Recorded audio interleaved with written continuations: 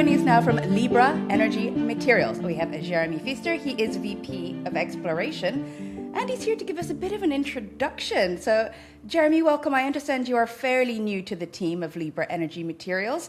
How about we start with a bit of an introduction to yourself and your professional background?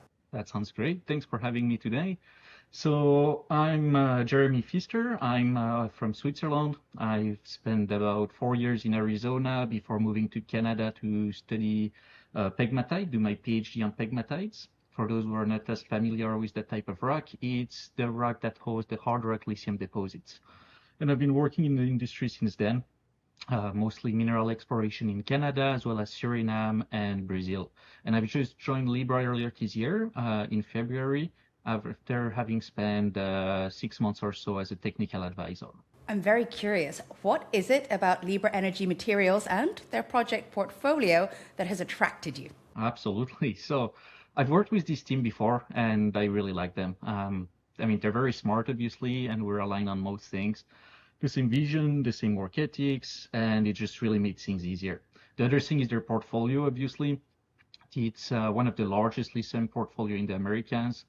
And some of them are serious potential with serious potential upside. We were able to do a 33 million earning agreement with KoBold for a couple of our projects, SBC and Flanders.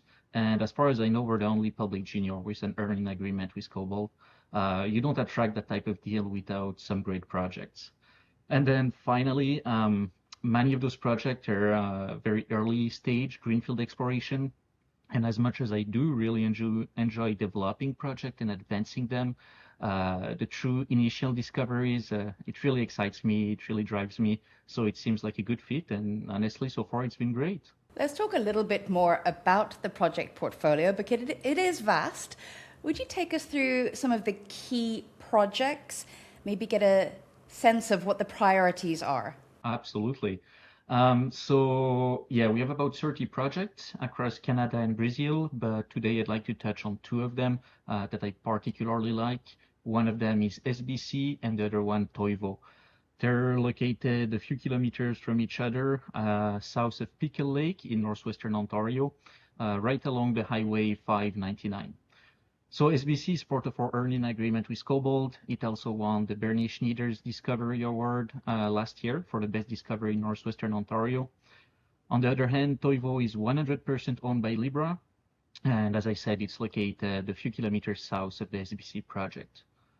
What really excites me about this is that the SBC discovery was a completely new discovery, and not just discovering a new pegmatite or a new dike, but really discovering a new lithium district. And we had the early mover advantage. We got what we believe is the most prospective land in this Stone Belt. And as you can see on the map, following our staking and the discovery, it attracted quite a bit of attention, including from some major companies, amongst other Fortescue, KoBold, and Evolution Mining, who have staked all around us. So for SBC, in a very short amount of time, we're able to find about 20 spodumene-bearing pegmatite with nice width over a length of 13 kilometers, which is significant. We're talking about a pretty large lithium-bearing system. And most of it has not been discovered yet. There's also a bit of glacial cover on top of it, so still a lot of discovery potential on that specific project. No, the Toivo project has, I'd say, the same geology. It's part of the same greenstone belt. But in addition to that, it's covering the English River and Uchi sub-province boundary, which is known to host other lithium deposits across Ontario. So we're really excited about this. We're planning right now our maiden prospecting program at Toivo later this year.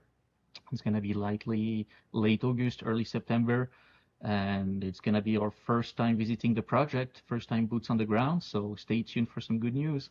Oh, that's always a very exciting time. We do hope that we'll have a chance to go into the field with you virtually to check that out when it happens.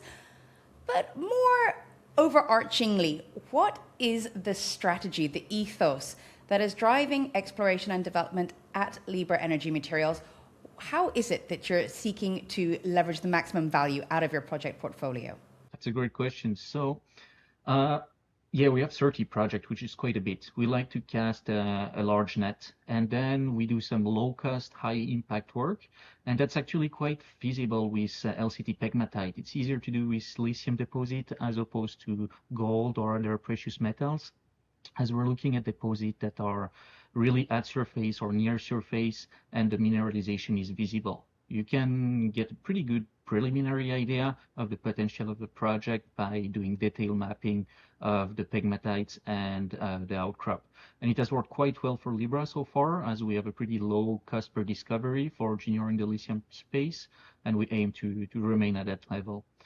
And then as we do the work on this project, we rank them according to two main axes, one of them being the geological potential, the other one being explorability.